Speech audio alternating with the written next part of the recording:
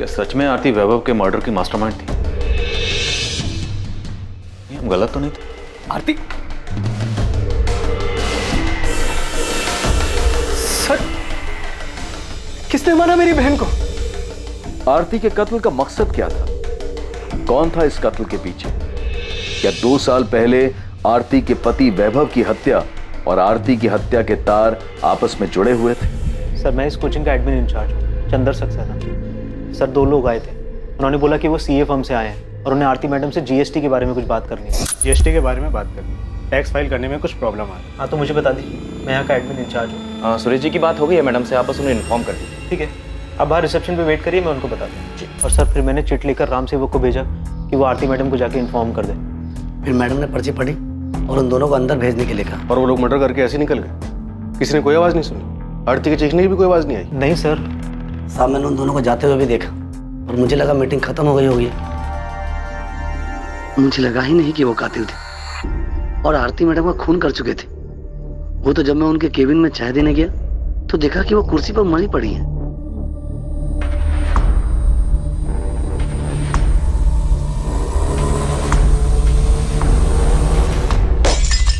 तुमने नहीं भेजा, पर तुम्हारी आरती से बात हुई थी ना कि जीएसटी को लेकर कुछ क्या? कोई बात नहीं हुई।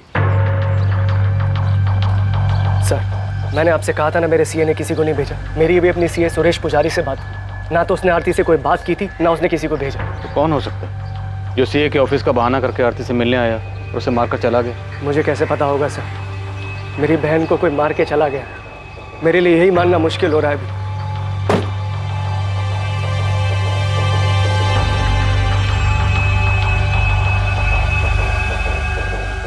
तो आरती 6 महीने पहले ही सेंट्रल जेल से बेल पे बाहर हुई और अब इसका मर्डर हो गया। सर शायद वैभव जोशी मर्डर केस की फाइल हमें वापस खोलनी चाहिए। ये प्रेम मिश्रा अभी भी जेल में ही है ना? यस सर, उसने बेल के लिए अप्लाई किया था पर कोर्ट ने रिजेक्ट कर दिया। वो अभी भी सजा काट रहा है। अरे मिश्रा, वो तेरी जोड़ी था आरती जोशी, मर्डर हो गया उसका।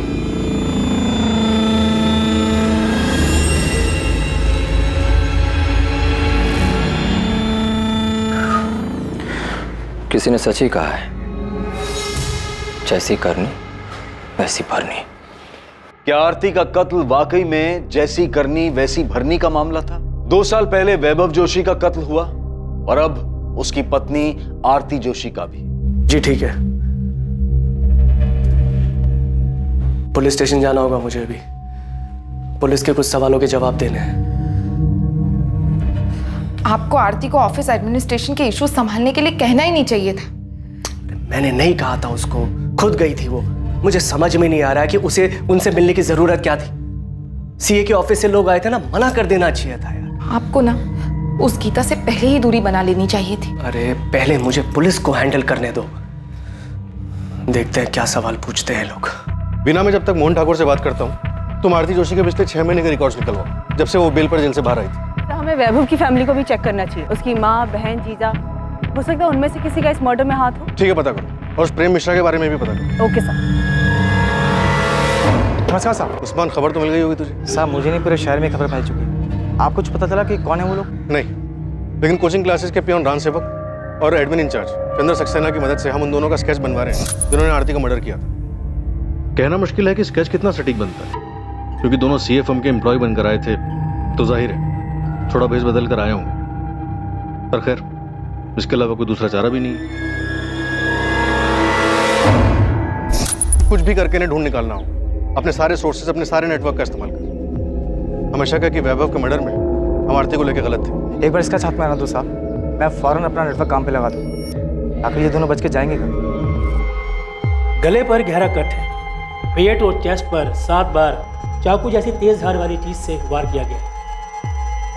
इसके पति को भी ऐसे मारा गया था। उसी के मर्डर की सजा इसके बॉयफ्रेंड प्रेम मिश्रा और उसके 2 साथी प्रकाश वर्मा और कमलेश जायसवाल को मिलेगी। वो तीनों अभी भी जेल में। ये आरती 6 महीने पहले बेल पर बाहर आई थी और इसका भी मर्डर हो गया। डॉक्टर, क्या वैभव मर्डर केस में हम गलत थे? तो पता नहीं, अगर गलत हुए हैं तो जिसने भी वैभव का मर्डर किया था वो शायद इसके बेल पर बाहर आने का इंतजार कर रहा था। ऐसे ही मौका मिला, उसने इसे भी मार दिया। शायद कोई ऐसा शख्स जिसे इन दोनों की मौत से ज्यादा फायदा होने वाला था।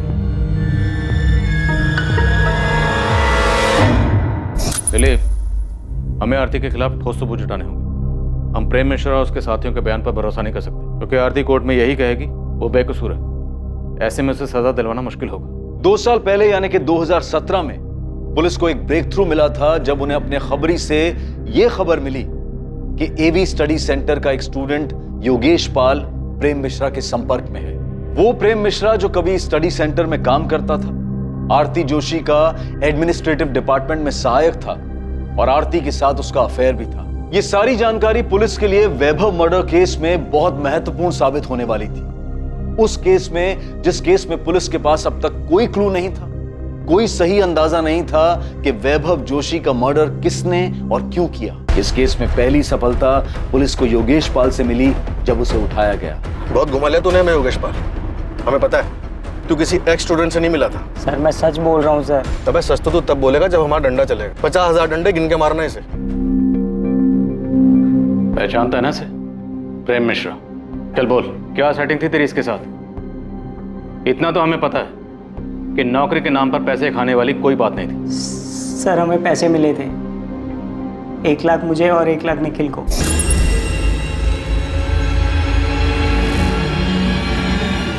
किसने दिए थे? प्रेम मिश्रा ने? हाँ सर। तो मतलब ऐसा कोई एक्स स्टूडेंट था ही नहीं जिसे तू रेस्टोरेंट में मिला था? नहीं सर। पुलिस स्टेशन में जो फोन आया था वो किसने किया था?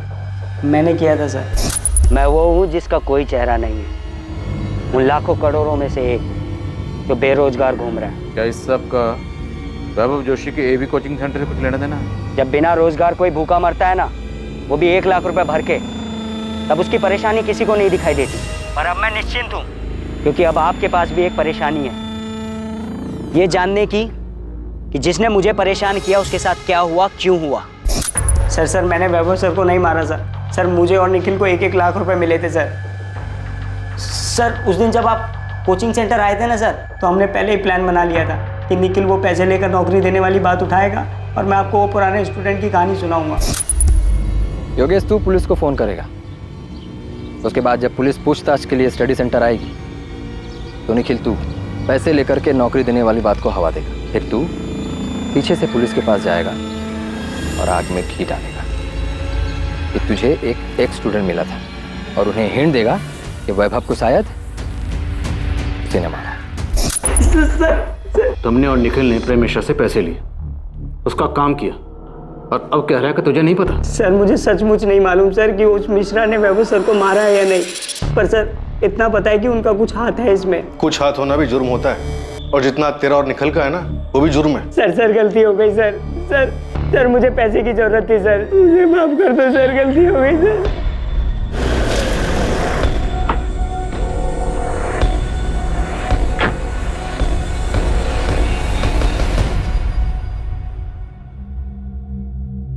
प्रेम मिश्रा।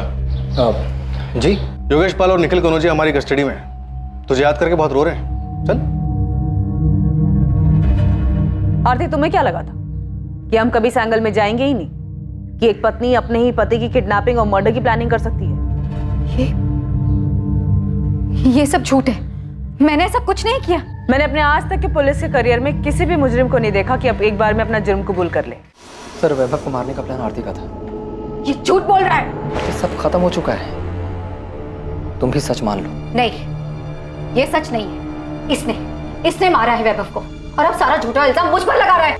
मैंने कोई प्लान नहीं, मैंने किसी को नहीं मारा है। आप लोग सब लोग मिलकर मुझे फंसाने की कोशिश कर रहे हैं। हाँ, ये झूठी कहानी बना रहे हैं आप लोग। अरे इसने मारा होगा वैभव को अपने या किसी और फायदे के लिए। प्रेम मिश्रा ने अपना जुर्म कबूल किया और अपने दोनों साथियों के नाम बताए, जिसके आधार पर पुलिस ने प्रकाश वर्मा को अरेस्ट किया। वैभव के कत्ल और किडनैपिंग में प्रेम का दूसरा साथी कमलेश जायसवाल भी पुलिस की गिरफ्त में था।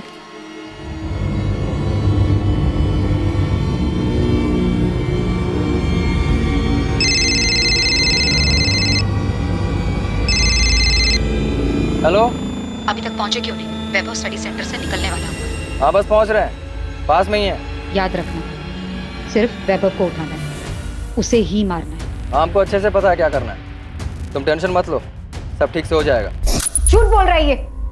हाँ, हमारा अफेयर चल रहा था, मैंने इसे उस रात कॉल भी किया था, लेकिन वो कॉल किसी किडनैपिंग या मर्डर प्लान के लिए नहीं था। सर ये झूठ बोल रही है, ये सारा प्लान इसी का था। यही मेरे पीछे पड़ी थी कि वैभव को मार देते हैं। किडनैपिंग से लेके मर्डर का पूरा प्लान इसी ने बनाया था।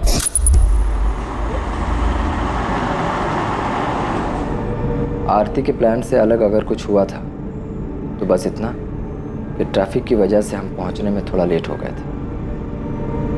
जब हम पहुंचे तो वैभव गीता और जोगिंदर के साथ बाहर निकल रहा था। आरती के प्लान के मुताबिक हुआ ही था।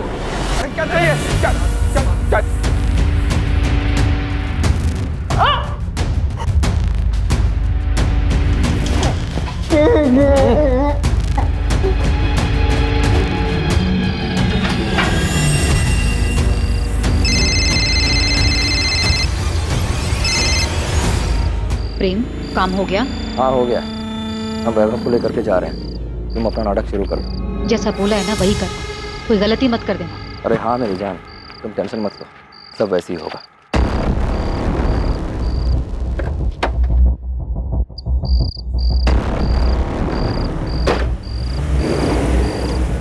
फिर हम वैभव को लेकर इलाहाबाद में एक सुनसान जगह पहुंचे जो हमने पहले से देख रखी।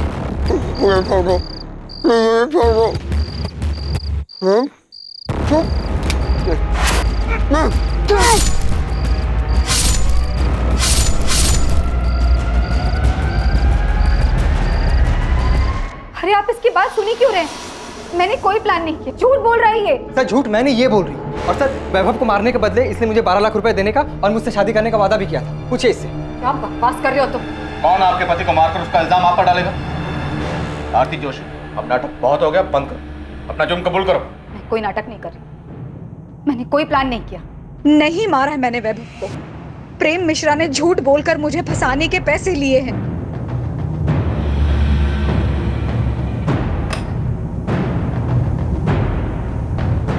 जी ये मीनाक्षी जोशी जी से मिलना था हमें। उनका फोन नॉट रीचेबल आ रहा और घर पे भी ताला लगा है। मीनाक्षी जी तो ये कोठी 8 महीने पहले ही बेचकर चली गई हैं। अब उनके बेटे के साथ जो हुआ उसके बाद तो वो काफी टूट चुकी थी। यहाँ से कहाँ गई है वो? सुना है शायद अब वो वृद्धाश्रम में रह रही है। अब बेचारी करती भी तो क्या, अब उनका देखभाल करने वाला भी तो कोई नहीं बचा। आप बता सकती हैं कौन से वृद्धाश्रम में है वो? नाम तो नहीं पता, पर 80 घाट के आसपास ही है कहीं। अब आप उनकी बेटी पार्वती से पूछिएगा, शायद उसे पता होगा। अगर अब भी अपनी माँ की परवाह करती होगी तो। और कितना करेंगे? जितना कर सकते थे किया, बाकी हमारी भी तो जिंदगी है, घर है, गृहस्थी है। अपना देखें या दूसरों का करते फिरें। देखिए, वैभव के जाने के दुख से माँ जी अभी तक उबर नहीं पाई हैं। सारा दिन उसके बारे में सोचकर, उसे याद करके परेशान होती रहती हैं। अब आप खुद बताइए, जो चला गया उसके लिए कब तक अफसोस करते रहेंगे? पार्वती वो तुम्हारी माँ है। हाँ तो उन्हें भी तो समझना चाहिए ना। और वैसे भी वो हमेशा से वैभव भैया की माँ ज्यादा रही है।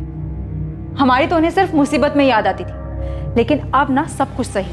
वो वहां खुश है और हम यहाँ पर खुश हैं। हमें ना तो उनसे और ना ही उनकी मुजरिम बहू आरती से कोई लेना देना है। अब लेना देना होगा भी नहीं, क्योंकि आरती का मर्डर हो गया। क्या?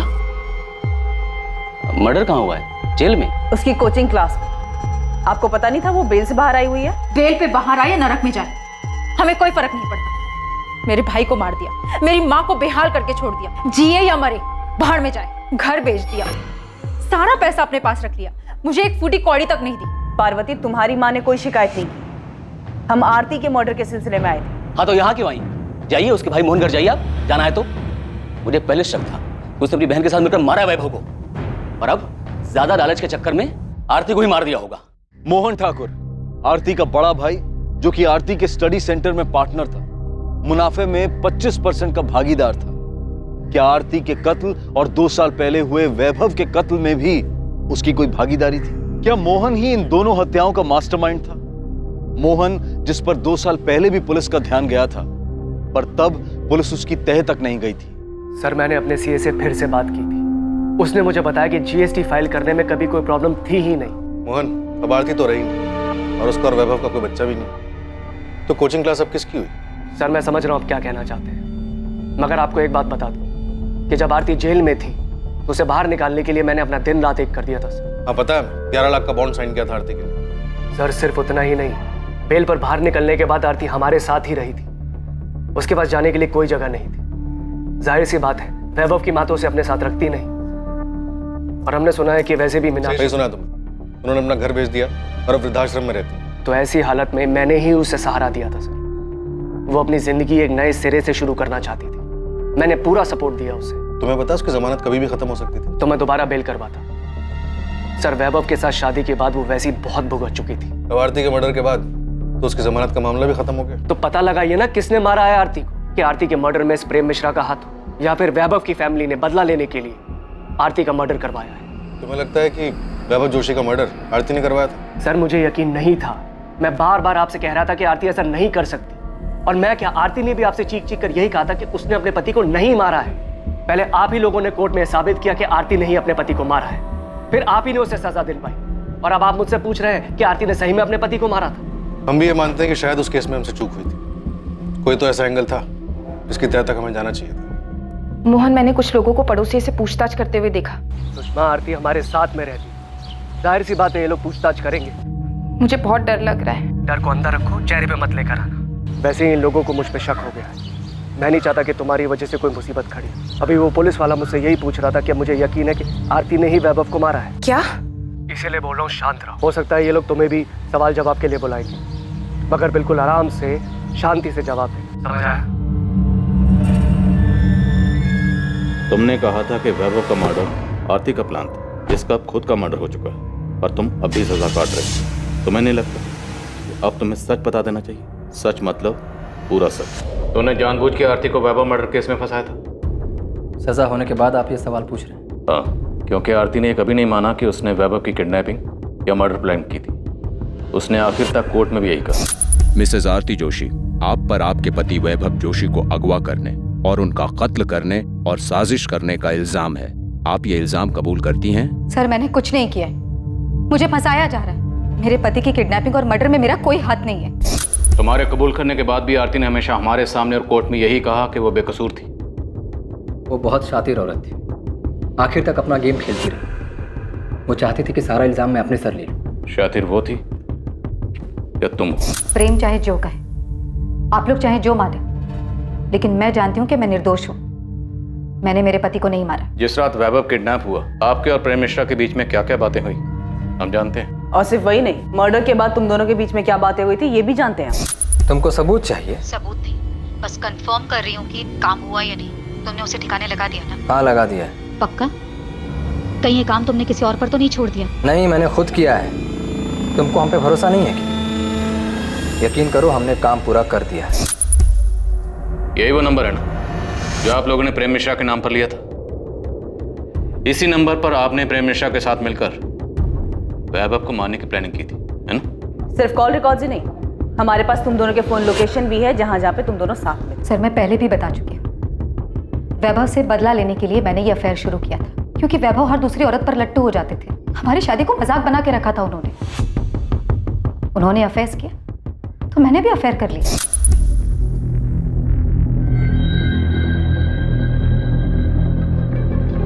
मैं जब प्रेम के साथ थी तब भी मुझे अच्छी तरह पता था कि वैभव मेरा पीछा कर रहा है, मुझ पर नजर रख रहा है। मैं वैभव के चेहरे पर वही दर्द, वही तकलीफ देखना चाहती थी। तुम्हारी हिम्मत कैसे हुई? कैसे हुई तुम्हारी हिम्मत? जैसे तुम्हारी हिम्मत। तुम्हें अगर हर दूसरी औरत के साथ सोने से पहले ना मेरी मंजूरी की जरूरत नहीं है ना, मुझे भी किसी के भी साथ सोने के लिए तुम्हारी मंजूरी की कोई जरूरत नहीं है। मैं तुम्हें जान से मार दूंगा। उस प्रेम को तो छोड़ूंगा नहीं मैं। उसकी नौकरी तो गई, उसकी भी जान जाएगी, देखना तुम। मैं भी ललिता को मारना चाहती थी, अब गीता को मारना चाहती हूँ। औरती अपनी हद में रहो तुम। हद में तुम रहो अपनी। तुम्हें क्या लगा? हाँ, सिर्फ तुम मुझे तकलीफ पहुंचा सकते हो। मैं तुम्हें बर्बाद कर दूंगी, समझे तुम?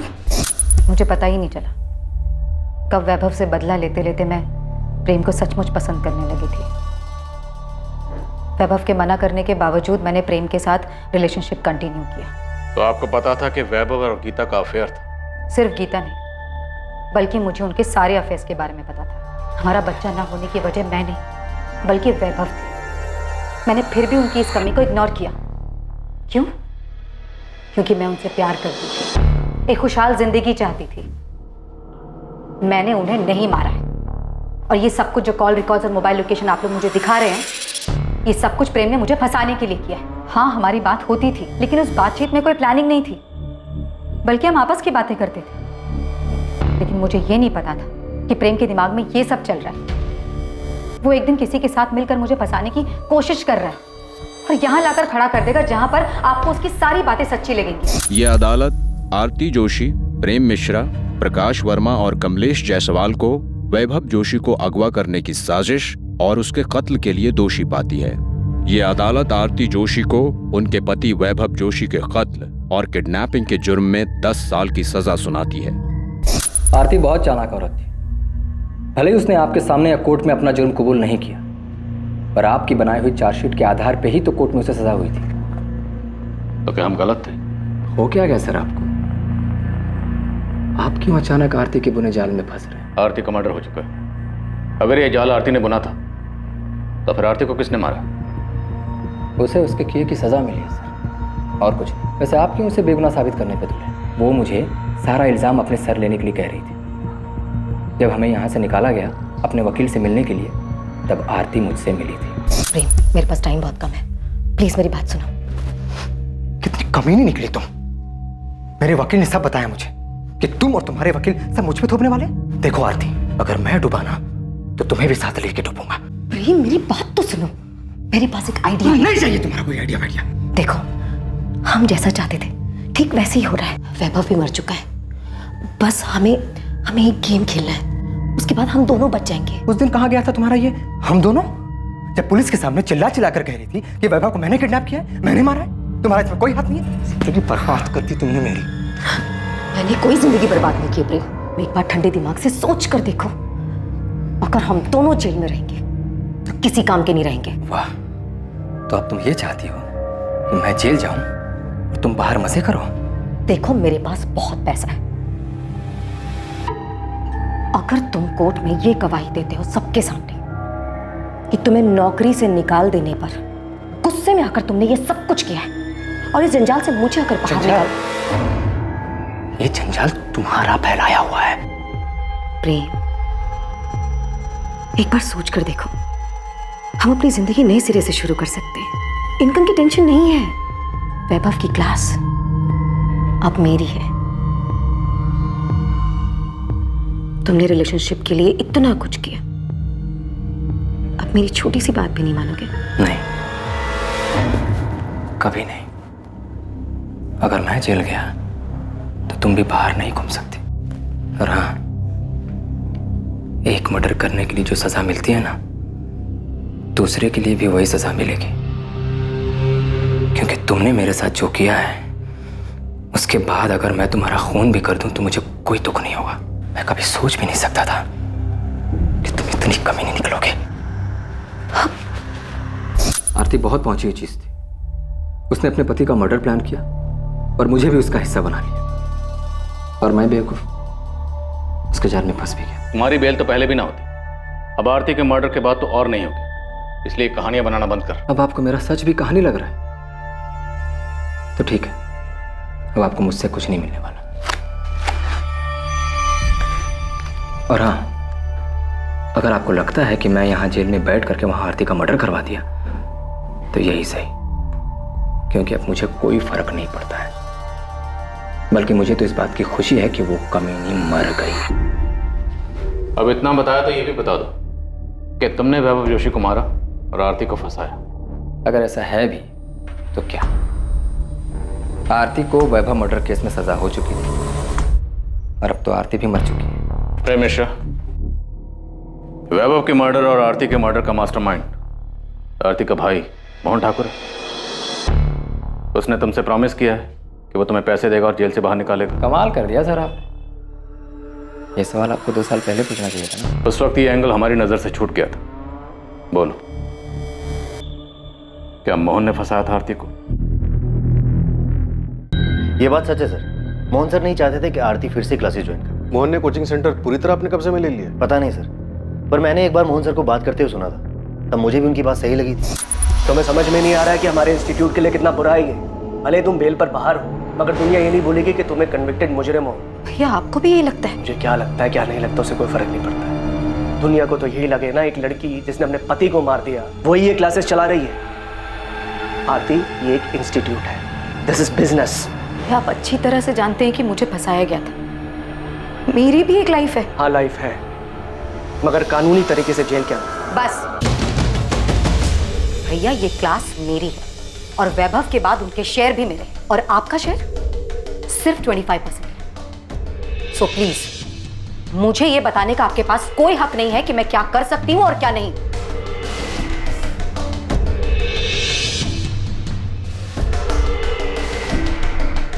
ये बात भी सच है सर, क्या आरती मोहन सर की जिम्मेदारी बन गई? वैभव के मर्डर में आरती के अरेस्ट होने के बाद जब कोचिंग सेंटर मोहन ने संभाला, तब क्या कभी उसकी किसी हरकत से ऐसा लगा कि वैभव के मर्डर में उसका भी हाथ हो सकता है? सर मुझे तो कभी उनके बिहेवियर से ऐसा कुछ लगा नहीं, पर हाँ क्लासेस में बातें होने लग गई थी कि वैभव सर मर चुके हैं, आरती जेल में है और ये सब कुछ अब मोहन सर का ही। साहब ये दोनों जिन्होंने आरती को मारा है वाराणसी के तो नहीं, क्योंकि मेरी टीम ने पूरा शहर छान मारा लेकिन कहीं दिखे नहीं। मेरी टीम अभी काम पे लगी है, हो सकता है आसपास की। साहब मुझे ऐसा लगता है कि आपको आरती के भाई मोहन ठाकुर पे फोकस करना चाहिए। ना तो हमें वैभव जोशी के कॉल रिकॉर्ड से कुछ मिला और ना ही मोहन ठाकुर। आरती के कॉल रिकॉर्ड से भी ऐसा कुछ नहीं मिला जिससे हमें कोई लीड मिल सके। साहब आरती के बिल के पीछे मोहन ठाकुर की साजिश है, उसका तो कोई प्रूफ नहीं है, लेकिन हाँ उसके पड़ोसी से बात की तो पता चला कि मोहन और उसकी बीवी आरती के साथ में रहने से खुश नहीं थे। वो तो क्लासेस के लालच में उनको मजबूरी में अपने साथ में रख रहे थे। आपने जब आरती को अरेस्ट किया वो टाइम हमारे लिए बहुत अच्छा नहीं था। हमारा एक बच्चा है जो अभी क्लास 7 में आया है। आप खुद ही बोली, हर जगह आरती की खबर छप रही थी, तो बच्चे पर क्या असर हुआ होगा? तो अगर आरती के अरेस्ट होने से आपको इतनी परेशानी हुई, तो जब आरती जमानत पर बाहर आई तब तो आपको और भी दिक्कत हुई होगी।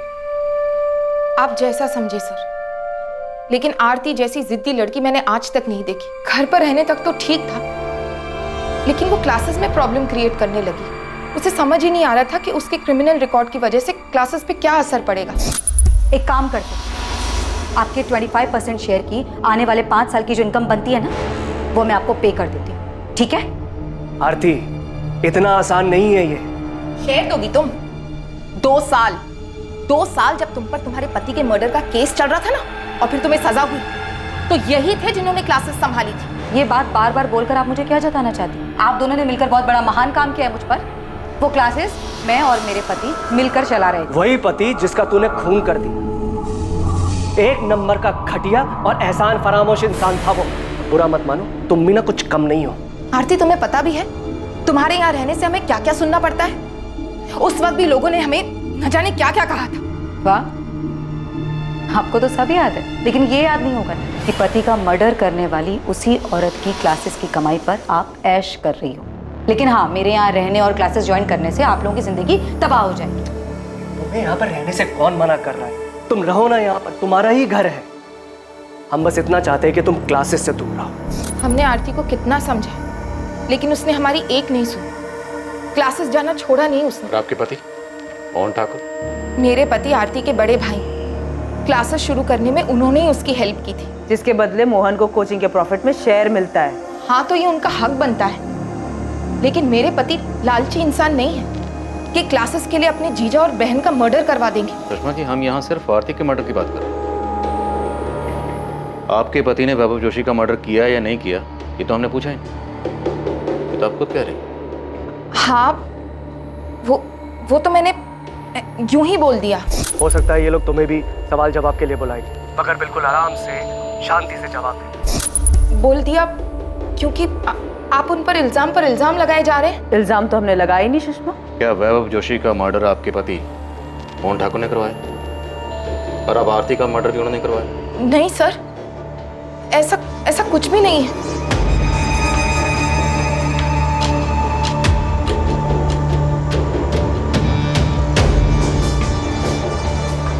मोहन और सुषमा ठाकुर पर नजर रखो। इस बार शायद हम सही दिशा में।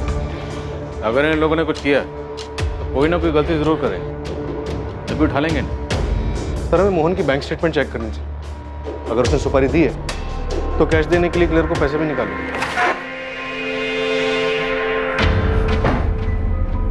कैसा रहा? सब ठीक था ना? नहीं, मैं डर गई थी। पता नहीं कि क्या क्या बोल दिया मैंने। क्या क्या बोल दिया? मैंने घबराहट में बोल दिया कि तुमने ना वैभव को मारा है ना आरती को। अरे सुषमा, मैंने तुम्हें सब कुछ तो समझा के भेजा था। हे यार। मोहन ठाकुर और सुषमा ठाकुर अब आरती मर्डर केस के अहम संदिग्ध थे। वैभव मर्डर केस में भी मोहन के अहम संदिग्ध होने का अंदेशा था।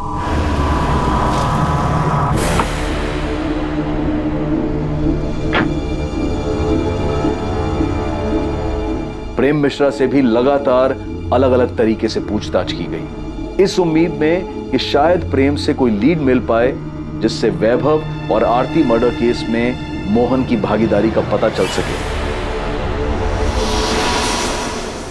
सर, मोहन ठाकुर के पर्सनल अकाउंट से या एवी सेंटर के बैंक अकाउंट से पिछले 3 महीने में कोई भी बड़ी रकम नहीं निकली। पेमेंट की नहीं गई होगी, करने वाला होगा। सर, सुपारी किलर इतने दिनों तक पैसों का इंतजार नहीं करते, कुछ ना कुछ एडवांस तो दिया होगा। पुलिस मकसद और दिशा खोजने की कोशिश कर रही थी, तभी उनके पास एक फोन आया जो आरती मर्डर केस में उन्हें एक क्लू देने वाला था। हेलो, आपको कभी पता नहीं चलेगा कि आरती जोशी की सुपारी किसने दी थी। जानता तो ये बता के तूने फोन क्यों किया? ये कंफर्म करने के लिए कि हमें कुछ पता चला है या नहीं चला? ये बताने के लिए कि तुम लोग कातिल के बहुत करीब होकर भी बहुत दूर हो, उस तक इतनी आसानी से नहीं पहुंच पाओगे जैसे वैभव जोशी मर्डर केस में नहीं पहुंच पाए थे। अच्छा लगा सुनकर कि तुझे सब कुछ अच्छी तरह से पता है, लेकिन फोन करने की जहमत क्यों की? क्योंकि मैं चाहता हूं कि इस बार तुम लोग किलर तक जल्दी पहुंच जाओ। बता हमें क्या करना चाहिए? फिर क्लू दे। सिर्फ क्लू नहीं, मैं तुम्हें मर्डर करने वाले का नाम दे रहा हूं, प्रेम मिश्रा।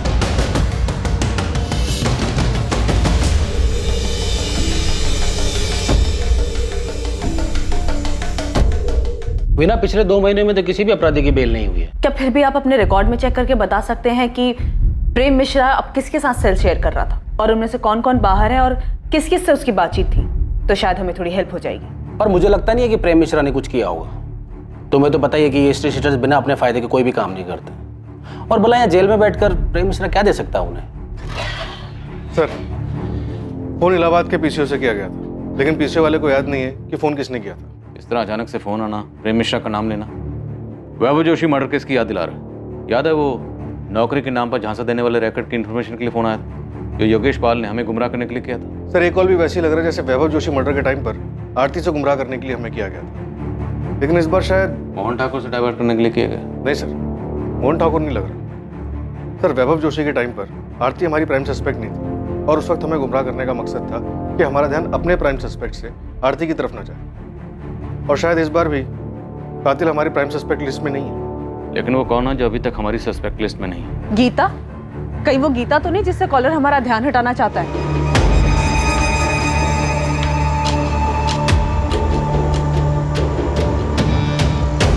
गीता ने वैभव के मर्डर का बदला लेने के लिए आरती का मर्डर कर दिया। सर, गीता और वैभव अफेयर में थे। वो शायद शादी करने वाले थे, लेकिन उसके पहले ही वैभव का मर्डर हो गया। तो जब आरती को बेल मिली तो गीता ने अपना बदला लेने के लिए उसका मर्डर करवा दिया होगा। आरती को बेल किस ग्राउंड पर मिली थी? हेल्थ ग्राउंड पर सर। उसे अर्थराइटिस था। दिसंबर 2018 में आरती को जेल हुई थी। उसके भाई मोहन ने जनवरी 2019 से बेल के लिए ट्राई करना शुरू किया। आरती को फाइनली बेल मार्च 2019 में मिली।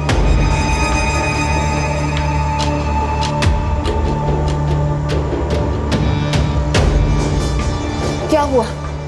पुलिस ने उस बारे में कुछ पूछा? नहीं, पुलिस को उसके बारे में कुछ नहीं पता। अगर बाद में पता चला तो? अब अगर पूछेंगे सब बता दूंगा। वीना, ये वैभव की मां मीनाक्षी जी ने अपना घर कब बेचा था? मीनाक्षी जी तो ये कोठी 8 महीने पहले ही बेचकर चली गई हैं। तो मीनाक्षी जी की पड़ोसन ने कहा था 8 महीने पहले। 8 महीने मतलब जनवरी 2019 में? Yes sir. सर, आपको मीनाक्षी जी के घर बेचने और आरती के मर्डर में कनेक्शन नजर आ रहा है? हैं कहाँ ये मीनाक्षी जी आजकल? वृद्धाश्रम। मैं उनसे मिलने गई थी। मीनाक्षी जी, ये पहचाना आपने मुझे? मैं पिछली बार आपसे मिली थी जब वैभव का मर्डर हुआ। आपकी बहू आरती का मर्डर हो गया। मैं आज तक समझ नहीं पाई, जब आपस में बन नहीं रही थी, एक दूसरे की कोई बात मंजूर नहीं थी, तो अलग हो जाते। मारने का क्या मतलब था? उनको देख के लगा कि उनकी जीने की इच्छा ही खत्म हो गई।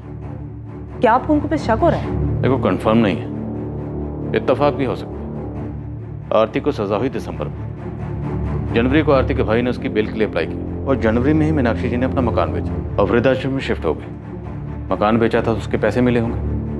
बिना मीनाक्षी जी का बैंक का अकाउंट चेक करो। Sure sir.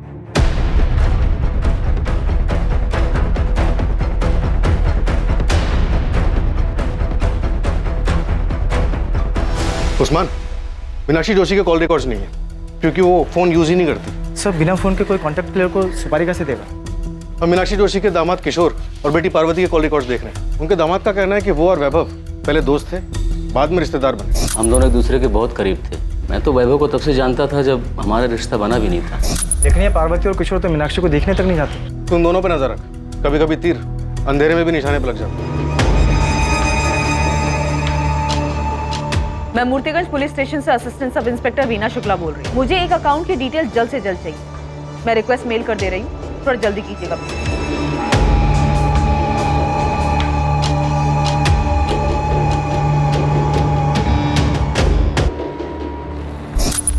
भैया ये क्या है? क्या है? पैसे निकाले हैं। हाँ, 2 लाख किस लिए? तो तुम मुझसे हिसाब मांगोगी? बिल्कुल, क्योंकि आपने ये पैसे अपना शेयर लेने के बाद निकाले। राहुल का एक अच्छे स्कूल में एडमिशन करवाना था। 2 लाख रुपए चाहिए थे एडवांस फीस के। मेरे प्रॉफिट शेयर में से कट कर लेना। हाँ, तो आपको बताना चाहिए था ना मुझे। तुम कहना क्या चाहती हो? मैंने चीटिंग की है? मैं ये नहीं कह रही हूँ भैया, मैं सिर्फ इतना कह रही हूँ कि आपने ये पैसे निकाले और मुझे नहीं बताया। मैं भी जिंदा हूँ, मरी नहीं हूँ। सड़ रही थी तुम जेल में। मैंने दिन रात एक करके पैसा खर्च करके तुम्हें जेल से बाहर निकाला और तुम मुझ पर, अपने बड़े भाई पर चढ़ रही हो। तुम ये बात घर पर आकर भी कर सकती थी ना। वहाँ क्लासरूम में करने की क्या जरूरत थी? और अगर तुम भूल गई हो तो मैं याद दिला दूं कि तुम्हारे भैया ने भी क्लास में पैसे लगाए। भाभी वैसे भी ना भैया का बिजनेस ठप पड़ा हुआ, तो ये सारे खर्चे जो चल रहे हैं ना वो क्लासेस के पैसों से ही चल रहे हैं। तो ज्यादा एहसान जताने की जरूरत नहीं है मुझ पर। हाँ भैया, वैसे एक बात और, दोबारा आप कोई भी ट्रांजैक्शन करेंगे तो मुझसे पूछ कर ही कीजिएगा, फिर चाहे मैं जेल में ही क्यों ना। आप बिजनेस में शेयर होल्डर, मालिक नहीं।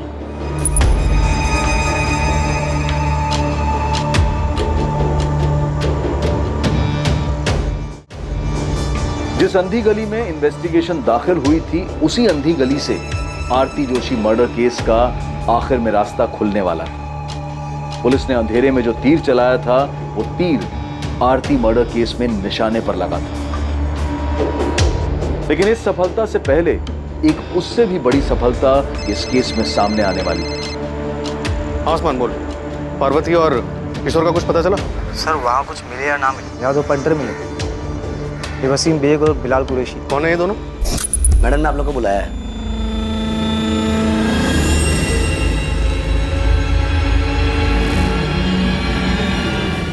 साहब ये वही लोग हैं जिसका स्केच पियोन और उसके एडमिन इंचार्ज ने बनवाया था। इन्होंने आरती का मर्डर किया। साहब आप फौरन पहुंचिए, लगता है सुपारी का पैसे लेने के लिए आए। तू वहीं पे रुक, मैं 5 मिनट में वहां पे पहुंच रहा हूँ।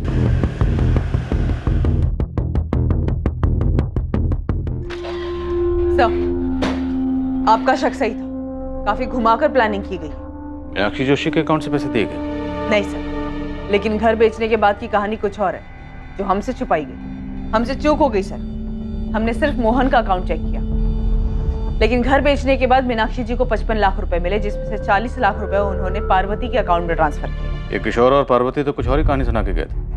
उन्होंने तो कहा था कि मीनाक्षी जी ने घर बेचने के बाद उन्हें कुछ नहीं दिया। हमसे झूठ बोल रहे थे वो दोनों। घर बेच दिया, सारा पैसा अपने पास रख लिया, मुझे एक फूटी कौड़ी तक नहीं दी।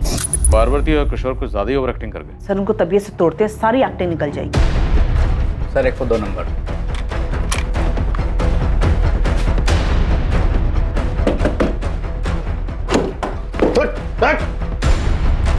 अकेला ठोकेगा या अपने पार्टनर के साथ? बुला वसीम को।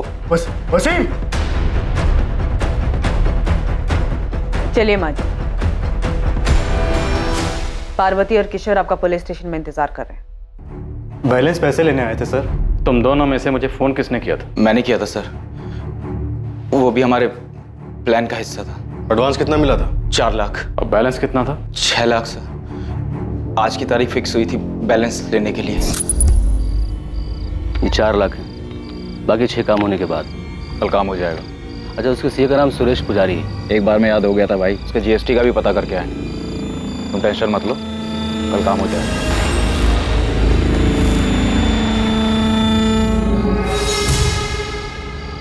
कल हो जाएगा माँ।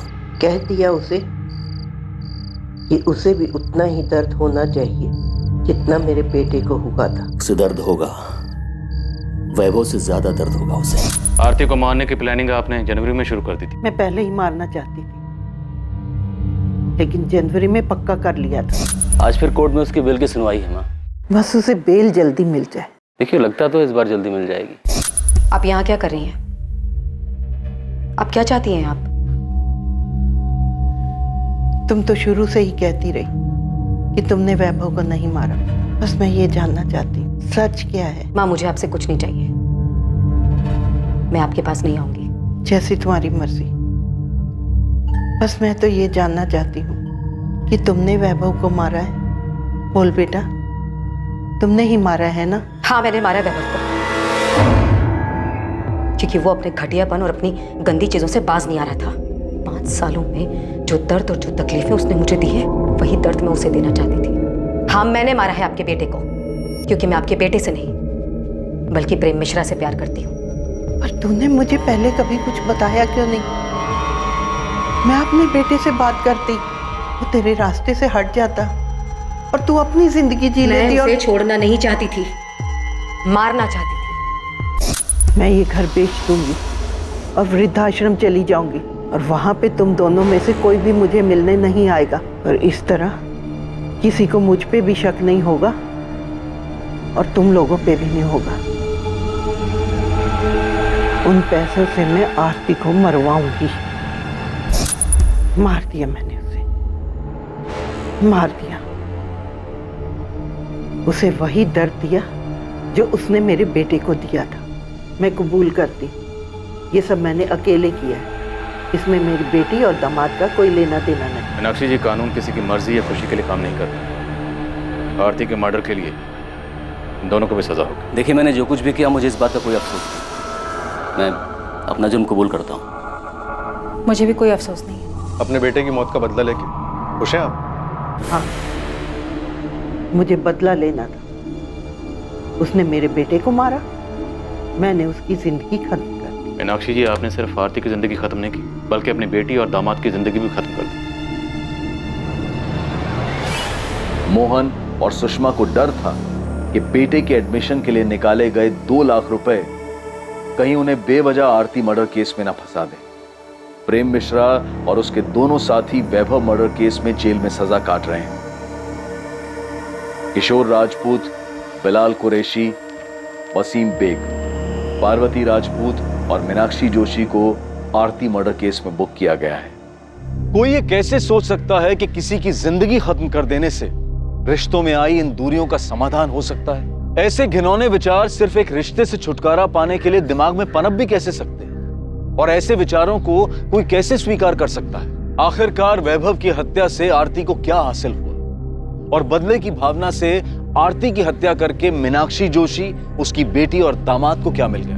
हत्या किसी झगड़े का हल नहीं हो सकती और ना ही किसी मुसीबत का अंत हो सकती है, बल्कि ये मुसीबतों की शुरुआत होती है जिसका अंत बहुत ही नुकसानदायक और दर्दनाक होता है। सही और आसान उपाय यही है कि अलग हुआ जाए और अपनी जिंदगी अपनी मर्जी से आगे बढ़ाई जाए। अब मैं अनूप सोनी आपसे विदा लेता हूं। कल रात 11 बजे आपसे फिर मुलाकात होगी एक और नए केस के साथ। और याद रखें, क्राइम और आपके बीच में सिर्फ इतना फर्क है कि आप कितने सतर्क हैं। सतर्क रहें, सुरक्षित रहें, नकारात्मक विचारों से दूर रहें और अच्छे विचारों को जगह दें। जय हिंद।